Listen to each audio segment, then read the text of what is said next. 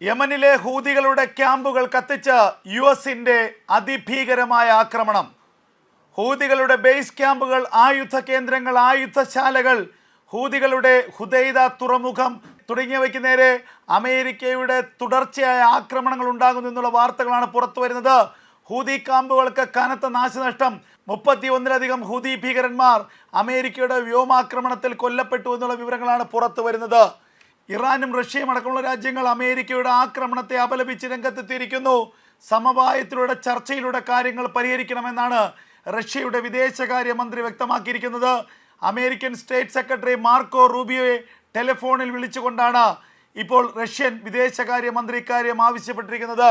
യമനിലെ ഹൂതികൾക്കെതിരെയുള്ള ആക്രമണം നിർത്തിവെക്കണമെന്ന് ഇറാൻ ആവശ്യപ്പെട്ടിരിക്കുന്നു. അതേസമയം ചെങ്കടലിലും ഏതൻ കടലിടുക്കിലൂടെയുമുള്ള അമേരിക്കയുടെയും ഇസ്രായേലിൻ്റെയും ചരക്കു കപ്പലുകൾക്ക് നേരെ, പടക്കപ്പലുകൾക്ക് നേരെ ആക്രമണം നടത്തിയതിൻ്റെ തിക്തഫലം, അതിൻ്റെ അനുഭവം, അതിൻ്റെ പ്രതിഫലം ഹൂതികൾ അനുഭവിച്ചേ തീരൂ എന്നുള്ള വിവരമാണിപ്പോൾ അമേരിക്ക പുറത്തുവിടുന്നത്. അമേരിക്കൻ പ്രസിഡന്റ് ഡൊണാൾഡ് ട്രംപിൻ്റെ നിർദ്ദേശപ്രകാരമാണ് അതിരൂക്ഷമായ ആക്രമണം ശനിയാഴ്ച രാത്രിയും ഞായറാഴ്ചയുമായി യമനിലെ ഹൂതികളുടെ കേന്ദ്രങ്ങൾക്ക് നേരെ ഉണ്ടായത്. ആക്രമണം പല ഘട്ടങ്ങളിലായാണ് അമേരിക്കൻ വ്യോമസേന നടത്തിയത്. ഹൂതികളുടെ പ്രധാനപ്പെട്ട ശക്തി കേന്ദ്രമായ ഹുദൈദ തുറമുഖം, ഹൂതികളുടെ പ്രധാനപ്പെട്ട മറ്റ് ബേസ് ക്യാമ്പുകൾ, ആയുധ സംഭരണശാലകൾ, ആയുധ നിർമ്മാണ ഫാക്ടറികൾ എന്നിവയ്ക്ക് നേരെയെല്ലാം അതിശക്തമായ ആക്രമണങ്ങൾ കഴിഞ്ഞ മണിക്കൂറുകളിലുണ്ടായി. വലിയ നാശനഷ്ടമാണ് ഹൂതികൾക്കുണ്ടായത് എന്നുള്ള വിവരമാണ് പുറത്തു വരുന്നത്. ഇതിനു പിന്നാലെ ഹൂതികൾ ഒരു മിസൈൽ തൊടുത്തുവിട്ടു. ആ മിസൈൽ ഈജിപ്തിൽ പതിച്ചു. ഈജിപ്തിൻ്റെ തീരമേഖലയിലേക്കാണ് മിസൈൽ പതിച്ചതെന്ന വിവരം പുറത്തു വരികയാണ്. ഈ മിസൈൽ ഇസ്രായേലിനെ ലക്ഷ്യമിട്ടാണോ ഹൂതികൾ തൊടുത്തുവിട്ടത് എന്നൊരു സംശയമുണ്ട്. അതേക്കുറിച്ചുള്ള അന്വേഷണം IDF ആരംഭിച്ചു കഴിഞ്ഞിരിക്കുന്നു. ഗാസയുടെയും ഈജിപ്തിൻ്റെയും അതിർത്തി പ്രദേശത്താണ് മിസൈൽ പതിച്ചത്. ബാലിസ്റ്റിക് മിസൈലാണ് ഹൂതികൾ തൊടുത്തുവിട്ടത്. മിസൈൽ ആക്രമണത്തിൽ ഈജിപ്തിൽ ആർക്കും തന്നെ പരിക്കുകളില്ല എന്നുള്ള വിവരം പുറത്തു വരികയാണ്. ഇസ്രായേലിനെ ലക്ഷ്യമിട്ടുള്ള ബാലിസ്റ്റിക് മിസൈൽ ലക്ഷ്യം തെറ്റി ഈജിപ്തിൻ്റെ അതിർത്തി പ്രദേശത്തേക്ക് വീണതാകാമെന്നാണ് IDFൻ്റെ അനുമാനം. ഇതേക്കുറിച്ചുള്ള കൃത്യമായ പരിശോധന ഇതിനകം തന്നെ IDF ആരംഭിച്ചു കഴിഞ്ഞിരിക്കുന്നു.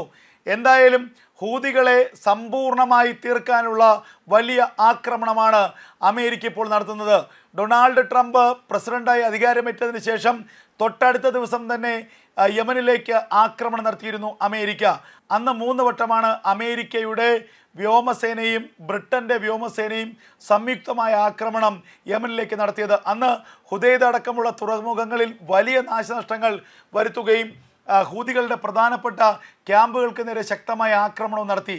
അതിനുശേഷം അമേരിക്ക ഒരു ആക്രമണത്തിന് ഇതുവരെ മുതിർന്നിരുന്നില്ല. എന്നാൽ 2 ദിവസം മുമ്പ് തന്നെ പ്രകോപനപരമായ പ്രസ്താവനകളും ഇടപെടലുകളും ഹൂതികളുടെ ഭാഗത്തു നിന്നുണ്ടായിരുന്നു. വെള്ളിയാഴ്ച ചെങ്കടലിലൂടെയും ഏതൻ കടലിടുക്കിലൂടെയും കടന്നുപോയ അമേരിക്കൻ ഉടമസ്ഥതയിലുള്ള ചരക്ക് കപ്പലിന് നേരെയായിരുന്നു ഹൂതികളുടെ മിസൈൽ ആക്രമണവും ഡ്രോൺ ആക്രമണവും. അതുകൂടാതെ ചെങ്കടലിൽ നങ്കൂരമിട്ടിരിക്കുന്ന അമേരിക്കയുടെ പടക്കപ്പലിന് നേരെ ഡ്രോൺ ആക്രമണം ഹൂതികൾ നടത്തി.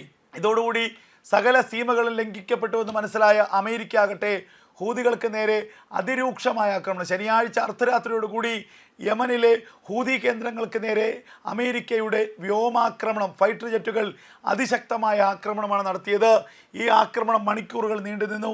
ആക്രമണത്തിൽ വളരെ ശക്തമായ നാശനഷ്ടങ്ങൾ ഹൂതികൾക്ക് ഉണ്ടായി എന്നുള്ള വിവരങ്ങളാണ് പുറത്തു വരുന്നത്. ഇതിനെതിരെയാണ് ഇപ്പോൾ റഷ്യയും ഇറാനും രംഗത്ത് വന്നിരിക്കുന്നത്. ഹൂതികൾക്ക് നേരെയുള്ള ഏകപക്ഷീയമായ ആക്രമണം അമേരിക്ക നിർത്തിവെക്കണമെന്നാണ് റഷ്യ ആവശ്യപ്പെട്ടിരിക്കുന്നത്. ഏതു പ്രശ്നവും സന്ധി സംഭാഷണത്തിലൂടെ പരിഹരിക്കാമെന്ന് റഷ്യ വ്യക്തമാക്കുന്നു. എന്നാൽ ഒരു തരത്തിലുള്ള സന്ധി സംഭാഷണവുമില്ല. ഹൂതികളുടെ അവസാനം കണ്ട് മാത്രമേ ഈ ആക്രമണം അവസാനിപ്പിക്കൂ എന്നുള്ള നിലപാടിൽ തന്നെയാണ് അമേരിക്ക. യമനിലെ ഹൂതികൾക്കെതിരെയുള്ള ആക്രമണം നിർത്തിവെക്കണമെന്ന് ഇറാൻ ആവശ്യപ്പെട്ടിരിക്കുന്നു. അതേസമയം ചെങ്കടലിലും ഏതൻ കടലിടുക്കിലൂടെയുമുള്ള അമേരിക്കയുടെയും ഇസ്രായേലിൻ്റെയും ചരക്കു കപ്പലുകൾക്ക് നേരെ, പടക്കപ്പലുകൾക്ക് നേരെ ആക്രമണം നടത്തിയതിൻ്റെ തിക്തഫലം, അതിൻ്റെ അനുഭവം, അതിൻ്റെ പ്രതിഫലം ഹൂതികൾ അനുഭവിച്ചേ തീരൂ എന്നുള്ള വിവരമാണിപ്പോൾ അമേരിക്ക പുറത്തുവിടുന്നത്. ഇതിനിടയിലാണ് ഇസ്രായേലിനെ ലക്ഷ്യമിട്ടുകൊണ്ട് ഹൂതികൾ ആക്രമണം വീണ്ടും ആരംഭിച്ചിരിക്കുന്നത്. ഇത് ഇസ്രായേലിനെ ലക്ഷ്യമിട്ട് അയച്ച ബാലിസ്റ്റിക് മിസൈലാണ് ലക്ഷ്യം തെറ്റി ഈജിപ്റ്റ് അതിർത്തിയിൽ പതിച്ചത് എന്നുള്ള വിവരം പുറത്തു വരുന്നു.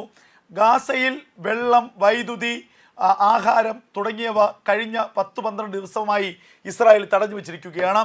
ഗാസയിൽ ആവശ്യത്തിലധികം ആഹാരവും ആവശ്യത്തിലധികം വെള്ളവും മറ്റ് ഭക്ഷ്യവസ്തുക്കളുമൊക്കെ തന്നെ എത്തിയിട്ടുണ്ടെന്നും കൂടുതൽ ഭക്ഷ്യവസ്തുക്കൾ ഗാസയിലേക്ക് കൊടുത്താൽ അത് ഹമാസ് മുതലാക്കുമെന്നും ഹമാസ് അത് സാമ്പത്തിക നേട്ടത്തിനായി ഉപയോഗിക്കുമെന്നും പറഞ്ഞുകൊണ്ടാണ് ഇസ്രായേൽ കൂടുതൽ ട്രക്കുകൾ കടത്തിവിടുന്നതിൽ നിന്ന് തടഞ്ഞിരിക്കുന്നത്.